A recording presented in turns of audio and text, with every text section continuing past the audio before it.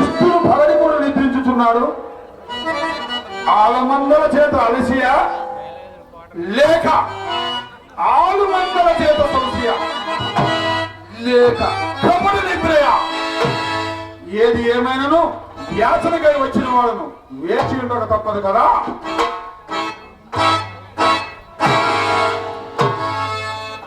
ఏమి నవకండ మండలాధిప మకుడ కథాగణిత మణికుల నిరంతర నిజపాల పంకీరణై నిరంతర భీష్మ ద్రోణ కృప అశ్వత్థామ నానావిధ పరివేష్టిత అఖండ భూమండలను శాసింపచాలు నూరుగురు సహోదరులకు అగ్రజుడైన సుయోధన సార్వభౌముడైన నేను ఒక్క అలకాపరి యాదవుని పాదమును చెంత కూర్చుంటా?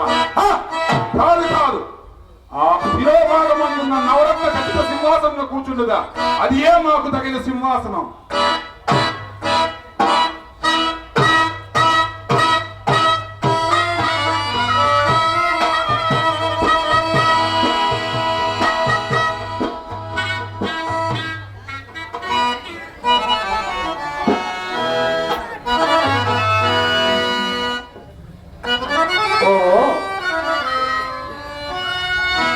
ఇంద్రకుమారుడా, ఏడితనము పోయినను ఆడనకపోలేదు.